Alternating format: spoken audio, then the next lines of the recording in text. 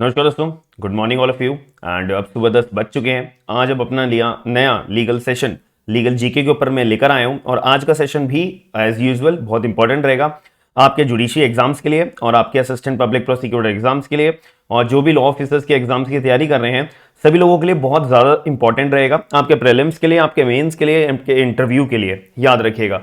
तो आज के सेशन के अंदर हम मुद्दे वाली बात ये डिस्कस करेंगे कि भाई कॉन्स्टिट्यूशन के अंदर कौन कौन से चैलेंजेस अभी रिसेंटली आए हैं जो हमारे को एग्जाम पॉइंट ऑफ व्यू से दिमाग में रखने हैं 2022 में, 2021 में, 2023 के अंदर भी आने वाले हैं, मुद्दे छिड़ने वाले हैं सुप्रीम कोर्ट के अंदर। ये अभी केसेस जो डले हुए हैं वो पेंडिंग हैं, तो उसके बारे में हम थोड़ा सा डिस्कशन करेंगे। तो हम वीडियो को स्टार्ट करते हैं।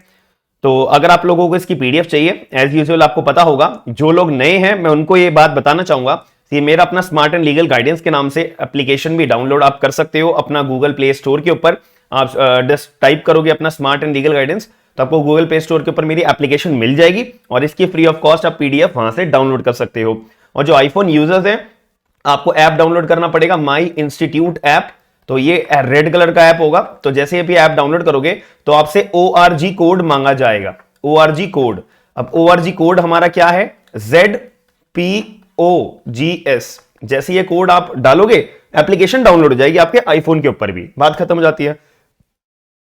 अब मुद्दे की बात करते हैं। तो अभी हमारे यहां पर कॉन्स्टिट्यूशन में इश्यूज क्या क्या रखे हैं, मैं 2 इश्यूज के बारे में भी बात करूंगा क्योंकि बहुत सारे लोगों के ना मैसेजेस आए थे मेरे पर्सनली इंस्टाग्राम के ऊपर कि सर जो आपका लीगल जीके का लेक्चर होता है वो थोड़ा सा लेंदी हो जाता है। तो मैं अभी 2 इश्यूज के बारे में बात करूंगा, बाकी इश्यूज हम नेक्स्ट अपने सेशन के अंदर कवर अप करेंगे। तो सबसे पहला जो इशू है ना वो रेज हुआ था local reservation in private sector.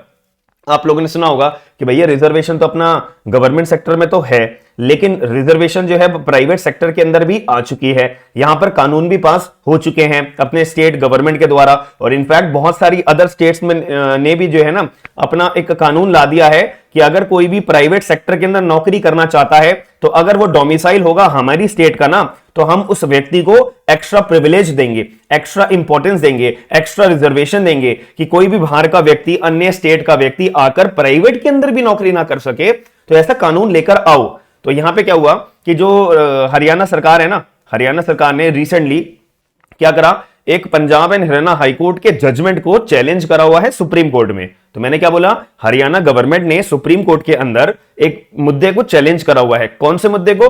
Punjab and Haryana high court ने अपना एक जजमेंट पास करा था रिजर्वेशन के रिगार्डिंग अपना प्राइवेट सेक्टर में। क्या हुआ था, यहां पे जो हरियाणा सरकार है उन्होंने एक अपना कानून पास करा। कौन सा कानून पास करा अपने विधानसभा के अंदर? Haryana state employment of local candidates act 2020।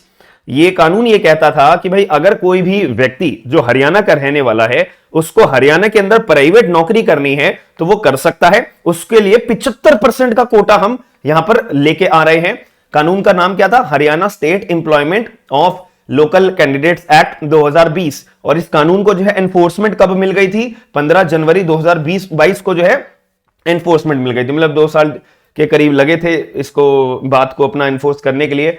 तो यहां पे 15 जनवरी 2022 को ये कानून जो पास करा गया था 2020 में, इसको लागू भी कर दिया गया। ठीक है, अब क्या हुआ कि जब ये कानून पास हुआ तो उसके बाद पंजाब एंड हरियाणा हाईकोर्ट ने क्या करा, एक तरह से स्टे लगा दिया, एक तरह से होल्ट लगा दिया। होल्ट का मतलब पता है ना, स्टॉप कर दिया कि जो हरियाणा सरकार के द्वारा ये Haryana state employment of local candidates act 2020 कानून पास करा गया है, लागू करा गया है 15 जनवरी 2022 को। तो इसके अंदर जो बात लिखी हुई है 75% कोटा, देखो यहां लिखा हुआ भी है 75% कोटा जो है प्राइवेट नौकरियों में लोकल हरियाणा के जो भी लोग होंगे उनको दी जाएगी। तो पंजाब एंड हरियाणा हाईकोर्ट ने इसके ऊपर स्टे लगा दिया, एक तरीके से होल्ट लगा दिया कि नहीं नहीं नहीं नहीं, ये जो है कानून के अंदर जो 75% कोटा की बात है ये गलत है। इसके ऊपर पंजाब एंड हरियाणा हाईकोर्ट ने स्टे लगा दिया, होल्ट लगा दिया। अब इस बात से खुश नहीं थी हरियाणा सरकार, तो हरियाणा सरकार पहुंची, भागी भागी गई थी अपना सुप्रीम कोर्ट के अंदर ये पंजाब एंड हरियाणा हाईकोर्ट के जजमेंट को चैलेंज करने के लिए। अब ये इतना इशू चल रहा है। ठीक है, और क्या हुआ कि इसी के मद्देनजर रखते हुए हरियाणा ने अपना कानून पास करा, तो साथ साथ बाकी अदर स्टेट्स ने भी अपनी स्टेट में ये कानून लागू करा हुआ है। जैसे कि अगर मैं बात करूं महाराष्ट्र की, तो महाराष्ट्र ने भी अपना एक कानून पास करा हुआ है कि भाई अगर आप महाराष्ट्र के रहने वाले हो और प्राइवेट नौकरी करना चाहते हो, करो, बहुत बढ़िया बात है। और हम जो है हरियाणा, जो महाराष्ट्र वाला व्यक्ति होगा, जो रहने वाला होगा, हम उसको एक्स्ट्रा कोटा देंगे। ठीक है, कोटा देंगे। क्लियर हो गया। अब आंध्र प्रदेश ने भी अपनी स्टेट में ये कानून पास करा हुआ है, कर्नाटक ने भी अपनी स्टेट में कानून पास करा हुआ है, मध्य प्रदेश ने भी अपनी स्टेट में ये कानून पास करा हुआ है। प्राइवेट नौकरियों की बात हो रही है, गवर्नमेंट का तो अपना जो कोटा सिस्टम होता है वो तो चल ही रहा है, प्राइवेट पे भी बात आ जाती है। अब ये पर्टिकुलर इशू के बात हम कर रहे हैं लोकल जुरिडिक्शन के प्राइवेट सेक्टर के अंदर, तो इसके अंदर एक चीज और कवर अप होती है कि इंपॉर्टेंट केस लॉज। तो अभी हमारा जो एग्जाम पॉइंट ऑफ व्यू से अगर हम बात करें तो केस कौन कौन से आपसे पूछे जा सकते हैं। पहले तो doctor Pradeep Jain versus Union of India, ये केस आपसे पूछा जा सकता है। इस केस के अंदर सुप्रीम कोर्ट ऑफ इंडिया ने क्लियर तौर पे बोला हुआ था कि ये जो महाराष्ट्र हो गए, आंध्र प्रदेश हो गए, कर्नाटका हो गए, मध्य प्रदेश हो गए, इनफैक्ट हरियाणा वाले हो गए, इनके द्वारा जो ये कानून पास करे गए हैं ना, ये कानून कहीं ना कहीं अनकॉन्स्टिट्यूशनल है। रिजर्वेशन जो ऐसी तरह से करी जा रही है ये अनकॉन्स्टिट्यूशनल है। हालांकि ये जो हरियाणा, महाराष्ट्र, आंध्र प्रदेश, कर्नाटका, मध्य प्रदेश ने और हरियाणा ने जो कानून पास करके रिजर्वेशन डोमिसाइल वाले लोगों के लिए प्राइवेट सेक्टर में जॉब करने के लिए जो दी गई है, इनको अभी अनकॉन्स्टिट्यूशनल डिक्लेयर नहीं करा। सुप्रीम कोर्ट ऑफ इंडिया ने अपने जनरल एक बात बताई थी कि अगर कोई भी सरकार ऐसा अपना अमेंडमेंट करके लेकर आएगी ना, कानून पास करेगी, तो वो अनकॉन्स्टिट्यूशनल हम मानेंगे। ठीक है, ऐसा बोला गया था, अभी माना नहीं है वैसे तो, बट ये बोली गई थी बात अपना doctor Pradeep Jain versus Union of India के अंदर। और एक और केस आया था Sunanda Reddy versus Andhra Pradesh, state of Andhra Pradesh के केस में। इसमें क्या हुआ था कि सरकार ने, जो तमिलनाडु की सरकार थी, इन्होंने एक कानून पास करा गया था कि एक ना एग्जाम होता था अपना, मतलब प्राइवेट नौकरी का मान लीजिए एक एग्जाम होता था, तो वहां पे एक क्लॉज डाल दिया गया था कि 5% एक्स्ट्रा वेटेज उन कैंडिडेट्स को दी जाएगी जिनका अपना एजुकेशन जो है वो as a medium of Telugu होगी। तो जो लोग तेलुगु पढ़कर आए हैं तो हम उनको 5% एक्स्ट्रा मार्क्स देंगे। ठीक है, तो ऐसा करना ये करा गया था सरकार के द्वारा, स्टेट ऑफ आंध्र प्रदेश के द्वारा। तमिलनाडु सरकार की बात नहीं है, आंध्र प्रदेश सरकार की बात है, क्योंकि यहाँ पे पार्टी जो है स्टेट ऑफ आंध्र प्रदेश को बनाया हुआ है ना, तो तो इस केस में सुप्रीम कोर्ट ने ऐसे पर्टिकुलर स्टेट के द्वारा जो ये कानून बनाया है और वेटेज एक्स्ट्रा दी गई है तेलुगु वालों को, तो इसको अनकॉन्स्टिट्यूशनल डिक्लेयर कर दिया था, स्ट्रक डाउन कर दिया था। ये तो बहुत ही गलत बात है।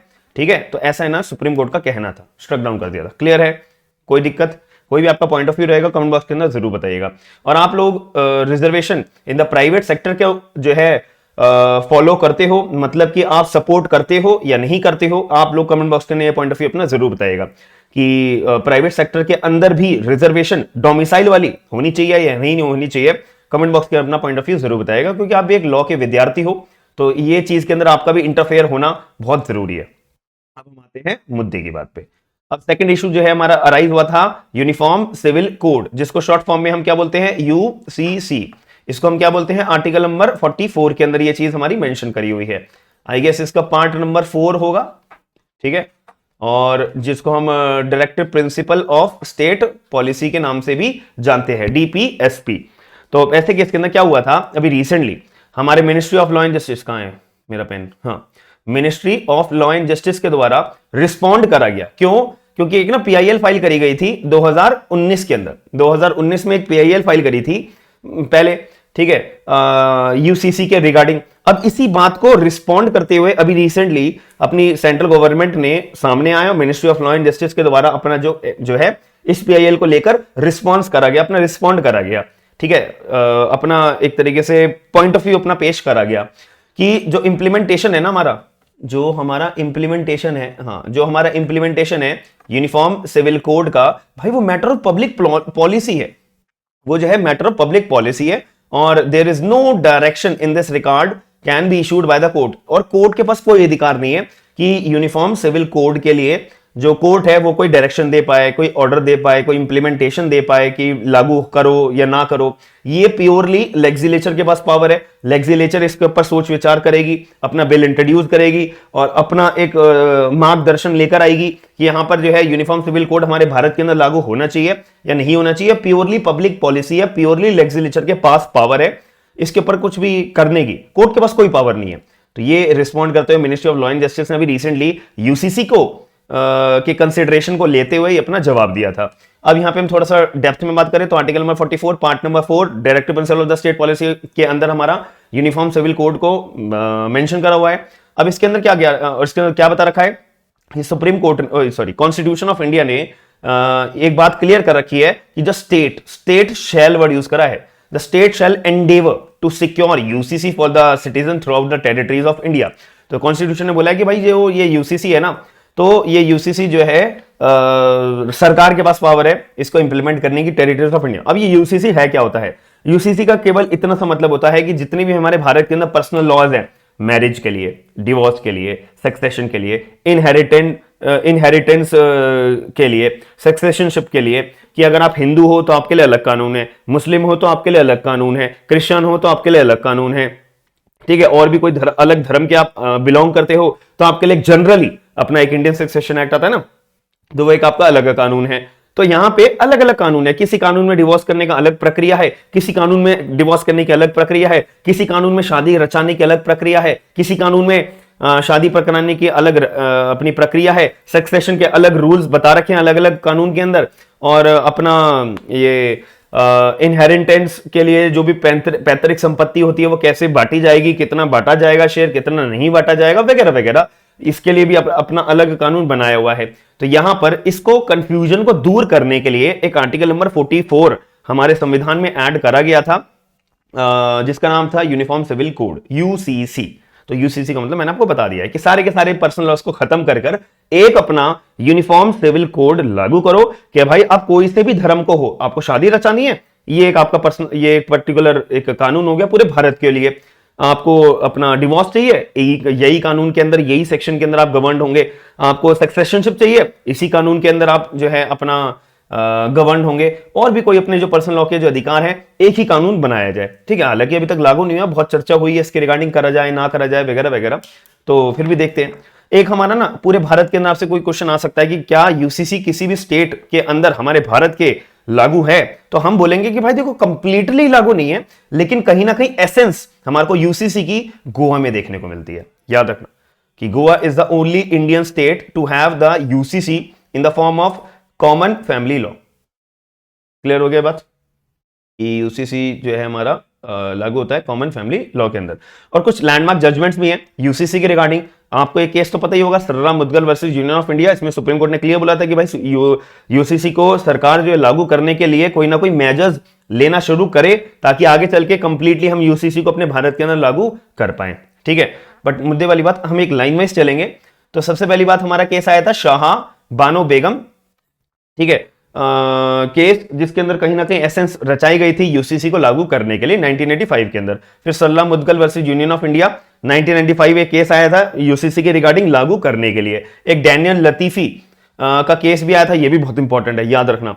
ये 125 के रिगार्डिंग भी आता है, इसके अंदर बात बोली गई थी, तो it is very important case. तो इसको भी आप थोड़ा सा डेप्थ में पढ़ना है, एग्जाम पॉइंट ऑफ व्यू से इंपॉर्टेंट होता है कि government should move towards the UCC. तो आज इस वीडियो के अंदर मैंने आपको कहा था कि आज सेशन के अंदर ये 2 टॉपिक्स मैं आपको बताऊंगा और आपको कंसिडरेशन में लेऊंगा, ताकि आपकी कहीं ना कहीं एग्जाम के अंदर कोई भी परेशानी लीगल जीके के ऊपर कहीं ना आए। तो आपको मेरा पता होगा कि मैंने अपना कोड ऑफ सिविल प्रोसीजर का अपना बैच लॉन्च करा हुआ है सीपीसी का, एंड अपना लिमिटेशन एक्ट का भी मैंने एक बैच लॉन्च करा हुआ है। तो जितने भी 5 जून से मेरा ये बैच चालू हो चुका है। बट टेंशन लेने की बात नहीं है। आपको लगता है कि यार मेरे को भी अपना सीपीसी पढ़नी है या लिमिटेशन साथ में पढ़नी है, तो मेरे को भी बैच ज्वाइन करना है, तो आप लोग मेरे को एप्लीकेशन डाउनलोड करने के बाद में आप मेरे को पर्सनली मैसेज कर सकते हो। ये बैच ज्वाइन करने का आपका फायदा क्या है? कंप्लीट डेप्थ में आपको ये दोनों सब्जेक्ट्स पढ़ाए जाएंगे, लाइव और रिकॉर्डेड क्लासेस दोनों आपको प्रोवाइड होंगी, 1 साल की वैलिडिटी रहेगी, हिंदी एंड इंग्लिश दोनों लैंग्वेजेस में आपको ये क्लासेस मिलेंगी, और जो नोट्स मिलेंगे आपको वो हिंदी और इंग्लिश लैंग्वेज में मिलेंगे। क्लासेस जो मिलेंगे वो हिंदी और इंग्लिश लैंग्वेज में मिलेगी। कंप्लीट आपकी मेंस की प्रिपरेशन, प्रीलिम्स की प्रिपरेशन, और जो मैं नोट्स का आपको प्रोवाइड कराऊंगा मेंस के बैच के अंदर, तो उसके अंदर क्या होगा ना, आपको 2 फायदे हैं। एक तो आपको मेंस की तैयारी होती रहेगी, दूसरा क्वेश्चन आंसर फॉर्म्स के अंदर यहाँ पे मैंने जो है नोट्स आपके लिए प्रोवाइड करा रखे हैं कि अगर मेंस में ये क्वेश्चन आएगा तो मैं लिखूंगा कैसे। बच्चों को ये आंसर कोई बताता नहीं है, इसीलिए सारी परेशानी दूर करने के लिए मैंने आपके लिए बैच लॉन्च करा है। मेरे हिसाब से बहुत ही ज्यादा फ्रूटफुल रहेगा। आप एक बार ये बैच अटेंड करके देखिएगा। मैं 100% गारंटी के साथ कहता हूं कि आप अगर सीपीसी के अंदर 0 भी होगे ना, बहुत इंप्रूवमेंट दिखेगी आपको 10 या 15 दिन के अंदर ही आप अपना क्वेश्चन पेपर सॉल्व करने लग जाओगे। ये मैं आपको गारंटी देता हूं 110%। याद रखना, 15 क्लास में नहीं, 20 क्लास के अंदर या 18 क्लास के अंदर, 18th या 20th क्लास के अंदर मैं गारंटी अभी देता हूं आपको कि आप अपना क्वेश्चन पेपर तक सॉल्व करने लग जाओगे प्रीलिम्स का, ठीक है। याद रखिएगा। तो बाकी आपकी मर्जी है, आपको जैसा ठीक लगे मैं आपके साथ हमेशा रहूंगा। तो अगर जितने भी लोग इंटरेस्टेड हैं तो अपना बैच ज्वाइन कर सकते हैं। मेरे को अपना मैसेज कर देना जिन लोगों को डिस्काउंट चाहिए होगा, तो बट वो मैं आपको पर्सनली अपनी जेब से अपना एक कूपन जनरेट करके शायद दे पाऊंगा, तो बट आपको मेरे को एक बार पर्सनल मैसेज जरूर करना पड़ेगा एप्लीकेशन के ऊपर, याद रखिएगा। हम मिलते हैं नेक्स्ट वीडियो के अंदर, और ऐसी मैं डेली बेसिस पे कोशिश करूंगा कि आपके लिए लेक्चर्स लाता रहूं। फ्रूटफुल लगते हैं या नहीं लगते कमेंट बॉक्स के अंदर जरूर बताएगा। हम मिलते हैं नेक्स्ट सेक्शन के अंदर। Bye, take care all of you.